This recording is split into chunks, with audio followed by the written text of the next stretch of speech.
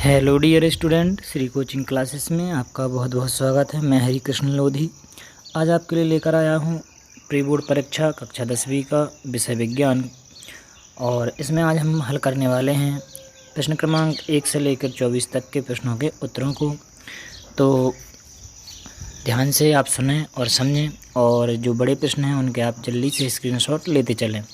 हम यहाँ पर आपको जो है 1 से लेकर 24 तक के प्रश्नों को उत्तर करवाने वाले हैं। तो आपने जैसा कि पेपर देख ही लिया होगा कि इस प्रकार से आपका ये पेपर है। इन सब के विकल्पों के जो आंसर हैं आपको नीचे हम अभी बता दे रहे हैं, तो आप उनको लिख लें।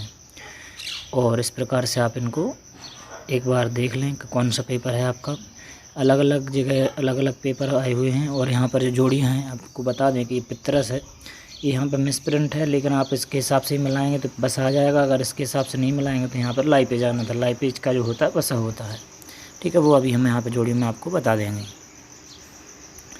इसके बाद अब आते हैं हमारे प्रश्नों पर, और यहाँ पर आपको आंसर बताते हैं। देखिए, तो अभी हम आपको बता चुके प्री बोर्ड परीक्षा कक्षा 10वीं विषय विज्ञान। तो इसमें जो प्रश्न क्रमांक पहला था आपका, प्रश्न क्रमांक पहले में जो कि विकल्प पूछे गए थे, तो यहाँ पर पहला आंसर है आपका का 0 से 14, जिसमें pH स्केल पूछा था और कार्बन की संयुक्तता पूछी थी, तो उसकी 4 होती है। और जो मेंडलीव की आवर्त सारणी थी वो किस आधार पर थी, तो बढ़ते परमाणु द्रव्यमान के आधार पर। और एक अश्वशक्ति बराबर कितना होता है, तो होता है वो 746 वाट। और इसके अलावा उसमें जो लास्ट वाला है वो आता है बंध वक्र। उसमें इसमें लिखा हुआ है बंध, लिखा है, वो बंध नहीं है, वो बंध है। तो बंध वक्र आपको यहाँ पर लिखना है। और इसके बाद आपका आता है प्रश्न क्रमांक दूसरा, जिसमें खाली स्थान थे जहाँ तक, और उसका जो एसिटिक अम्ल सिरके में पाए जाने वाले अम्ल को पूछा तो एसिटिक अम्ल होता है, इसका सूत्र CH3COOH है। नाम पूछा तो आप सिर्फ नाम भी लिख सकते हैं। इसके अलावा जो वक्र त्रिज्या हुआ किसकी आधी होती है, इस टाइप का एक प्रश्न है, तो वो आधी हो जाएगा। और यहाँ पर जो अनंत हो जाएगा, आदर्श विद्युत मीटर वोल्ट मीटर की जो चालक है, प्रतिरोध है, ठीक है। और इसके अलावा जो विद्युत मोटर है आपका चौथे का आंसर, और एक है आपका लास्ट वाले का क्लोरोफ्लोरोकार्बन। इसके बाद हम आते हैं प्रश्न क्रमांक तीसरे पर। और प्रश्न क्रमांक तीसरे में पूछा था अभिक्रिया में भाग लेने वाले पदार्थ को क्या कहते हैं, तो उसको कहते हैं अभिकारक। और चींटी में पाए जाने वाले अम्ल को क्या कहते हैं, तो फार्मिक अम्ल। और इसका जो IUPAC नाम रहता है वो रहता है मेथेनोइक अम्ल। तो आप इसका मेथेनोइक अम्ल भी लिख सकते हैं, और मेथेनोइक अम्ल भी लिख सकते हैं। ये IUPAC नाम है और ये इसका नॉर्मल नाम है।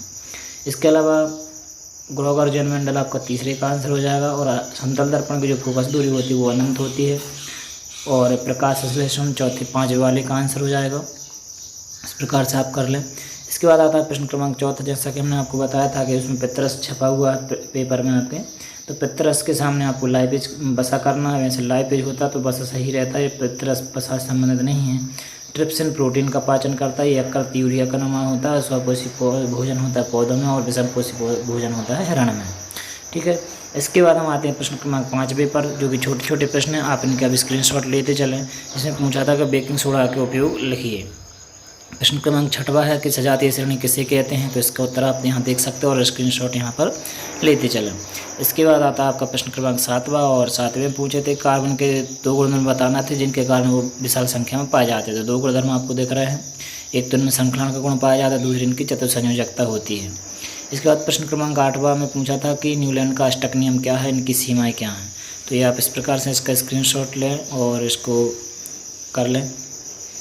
इसके बाद प्रश्न क्रमांक 9 जो है ब्रायोफिल्म है, ये यहाँ पे ये आप ध्यान रखें क्या है ये ब्रायोफिल्म में पत्तियों द्वारा प्रजनन कैसे होता है। तो इस प्रकार से आप यहाँ पर देख सकते हैं, और इसका यहाँ पर चित्र भी आपको दिया हुआ है, तो चित्र भी आप यहाँ पर इसको बना लें इस प्रकार से, ठीक है। ये इसका चित्र है। और आप चाहें तो यहाँ पर ये कलिका लिख सकते हैं, ये कलिका हिंदी में इसको, ये कलिकाएँ हैं जिनकी वजह से ये नया पौधा बनता है। यहाँ पर आप लिख सकते हैं नया पौधा, ठीक है। यहाँ पर आप लिख सकते हैं नया पौधा, ठीक है। इसके बाद आप आते हैं हमारे नेक्स्ट प्रश्न 10वें प्रश्न पर, जिसमें पूछा था कि गुणसूत्र किसे कहते हैं, तो इसकी गुणसूत्र की परिभाषा आपको लिखना थी। और इसके बाद प्रश्न क्रमांक 11वां आपका आता कि तारे टिमटिमाते क्यों हैं, या तारे क्यों टिमटिमाते, तो यहाँ पर आप इसका आंसर यहाँ से देख कर लिख सकते हैं। और प्रश्न क्रमांक 12वां है कि फ्यूज तार किसे कहते हैं, ठीक है। और प्रश्न क्रमांक 13वां था कि जो चुंबकीय रेखाएं जो हैं वो एक दूसरे को प्रतिच्छेद नहीं करती, क्यों? तो आपको 13वां का आंसर इस प्रकार से है। यह आंसर आप यहाँ पर स्क्रीनशॉट ले लें इसका। और प्रश्न क्रमांक 14 में पूछा था कि मैग्नीशियम, सोडियम और क्लोरीन के इलेक्ट्रॉनिक विन्यास लिखिए। तो यहाँ पर इलेक्ट्रॉन विन्यास यहाँ ये लिखे हुए हैं। इसके अलावा इलेक्ट्रॉन विन्यास इनके ऐसा भी लिख सकते हैं 282, 281 और 287। तो इस प्रकार से भी इलेक्ट्रॉन विन्यास लिख सकते थे आप, और वैसे ये भी लिख सकते हैं। ठीक है, जो 3s2 लिखा है या 1s2 लिखा है, आप इनको इस प्रकार से लिखें अक्षरों के ऊपर घात के रूप में। ठीक है, तो ये इनके इलेक्ट्रॉनिक विन्यास हैं। और इसके बाद प्रश्न क्रमांक 15 आता है कि ऑक्सीशोषण और अनऑक्सीशोषण में अंतर। तो आप इसका स्क्रीनशॉट ले सकते हैं। ये ऑक्सी और अनऑक्सीशोषण में अंतर हैं 5। ठीक है, इसके बाद नेक्स्ट प्रश्न आता है कि किसी चालक का प्रतिरोध किन किन कारकों पर निर्भर करता है। तो ये इतने इसके कारक हैं, 4 कारकों पर लगभग जो है ना वो निर्भर करता है प्रतिरोध। ठीक है, इसके बाद हमारा प्रश्न क्रमांक 17 आता है कि फ्लेमिंग के बाएं हाथ का नियम लिखिए। तो फ्लेमिंग के बाएं हाथ का नियम ये होता है, और इसका यहाँ पर चित्र भी दिया हुआ है। आप चाहें तो ये चित्र भी बना लें, जिससे और अच्छे नंबर आपको मिलें। इसके बाद हम बात करते हैं प्रश्न क्रमांक 18 की। और 18 में पूछा था कि पर्यावरणीय प्रदूषक क्या है। तो आप सब जानते हैं पर्यावरणीय प्रदूषक क्या हैं। जो पर्यावरण को प्रदूषित करते हैं वो क्या होते हैं? पर्यावरणीय प्रदूषक होते हैं। ठीक है, आप पॉज करके इनके स्क्रीनशॉट लेते चलें। और इसके बाद हमारा आता है प्रश्न क्रमांक 19वां। और प्रश्न क्रमांक 19 में पूछा था कि श्वसन को ऊष्मक्षेपीय अभिक्रिया क्यों कहते हैं। तो ये इसको आपको उत्तर दिख रहा होगा, इसका उत्तर आपको ये लिखना है। और प्रश्न क्रमांक 20वें का जो उत्तर है कि प्रकाश का परावर्तन किसे कहते हैं, और प्रकाश के परावर्तन के नियम लिखना थे। तो दोनों चीज़ यहाँ पर लिखी हुई हैं। और इसके बाद इसका जो चित्र है वो चित्र भी आप इसका ये बना सकते हैं। ठीक है, तो आपतितकरण, परावर्तितकरण और अभिलंब और आपतन बिंदु। ठीक है, इसके बाद प्रश्न क्रमांक 21वां का उत्तर है कि प्रकाश का वर्ण विक्षेपण बताना था और चित्र द्वारा। तो प्रकाश का वर्ण विक्षेपण की परिभाषा आपको दिख रही होगी, और चित्र इसका आपको ये इस प्रकार से बनाना है। और इसके रंग वगैरह भी आप यहाँ से लिख सकते हैं क्रम से। ठीक है, इसके बाद आता है लास्ट हमारे प्रश्न क्रमांक 22वां कि सक्रियता श्रेणी किसे कहते हैं, और इनकी सक्रियता श्रेणी बनाना थी। तो आप यहाँ पर ऐसा ही बना सकते हैं सक्रियता के आधार पर 3 कॉलम यहाँ पर आप इस प्रकार से जो है कॉलम बना सकते हैं। कैसे कॉलम? ऐसे कॉलम बना के भी आप इसकी सक्रियता श्रेणी को बता सकते हैं। और यहाँ पर तत्वों के नाम लिखते जाएं क्रम से। जैसे सबसे पहले पोटेशियम दिया है, सोडियम, कैल्शियम, मैग्नीशियम, एल्युमिनियम, एक के नीचे एक लिखते जाएं। और ये सबसे अधिक क्रियाशील है, तो यहाँ पर सबसे अधिक क्रियाशील लिख देंगे, या इस तरफ लिख देंगे, इधर तत्वों के नाम लिखते जाएंगे।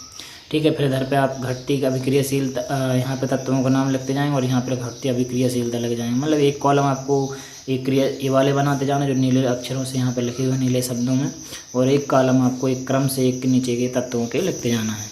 तो ये सबसे अधिक क्रियाशील है, फिर घटती अभिक्रियाशीलता यानी कम क्रियाशील कह सकते हैं, और ये सबसे कम क्रियाशील है। इसके बाद हमारा प्रश्न क्रमांक 23वां आता है कि स्वपरागण और परपरागण में क्या अंतर होता है। तो स्वपरागण और परपरागण में अंतर आप इस प्रकार से यहाँ पर देख सकते हैं, स्क्रीनशॉट ले लें इसका। ठीक है, तो ये इसका प्रश्न क्रमांक 23वें का उत्तर। प्रश्न क्रमांक 24वें में पूछा था कि मेंडल ने अपने प्रयोग के लिए मटर के पौधे का चयन क्यों किया।